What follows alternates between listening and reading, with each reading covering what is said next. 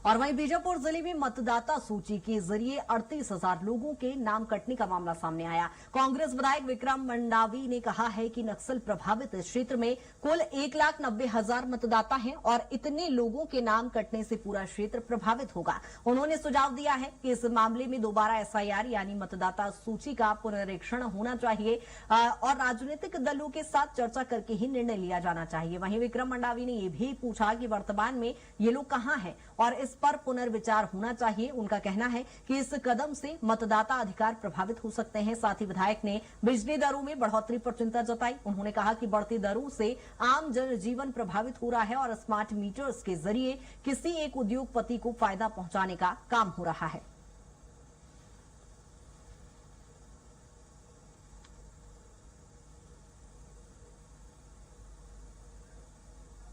और इसी पर ज्यादा जानकारी के साथ दिलीप लगातार बने हुए। दिलीप, जिस तरह से यहां पर सवाल पूछे जा रहे हैं, एसआईआर प्रक्रिया पर गंभीर सवाल खड़े किए जा रहे हैं, इसको लेकर क्या कुछ जानकारी है?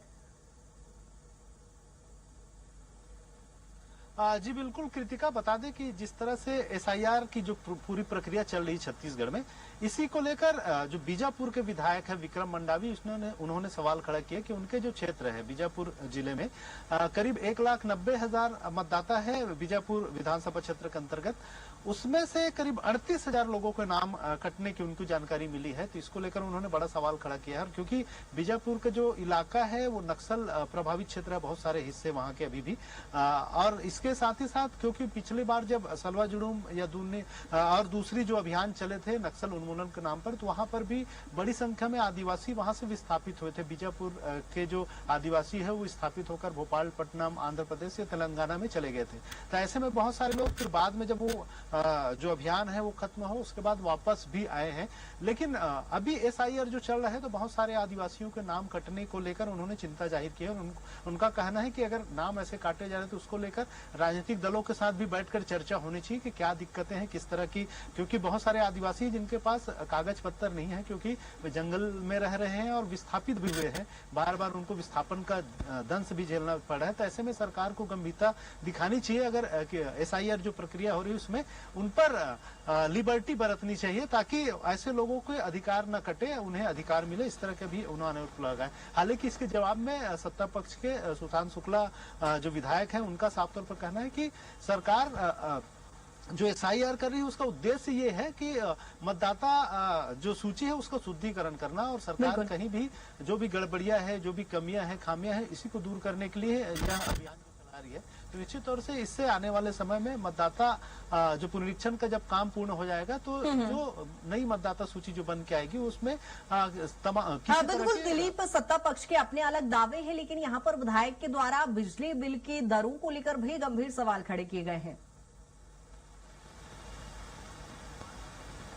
जी बिल्कुल, लगातार हमने देखा है कि पूरे छत्तीसगढ़ में पिछली सरकार के समय जो बिजली बिल था उसमें 400 यूनिट तक हाफ किया गया था, एक योजना चलाई गई थी। लेकिन इस सरकार ने उसमें आने के बाद फिर 400 यूनिट कोई योजना को घटाकर पहले 100 यूनिट तक कर दिया था। उसके बाद में भी 200 यूनिट तक हाफ योजना चला रही है। लेकिन इसके बावजूद क्योंकि पहले 400 यूनिट तक लाभ मिलता था लोगों को, 400 यूनिट से ऊपर जो जिनका बिजली चलता था उन्हें भी 400 यूनिट तक का हाफ योजना का लाभ मिलता था, जिसकी वजह से हर एक घर में 1000 से 800, 900, 1000 रुपए तक की बचत होती थी।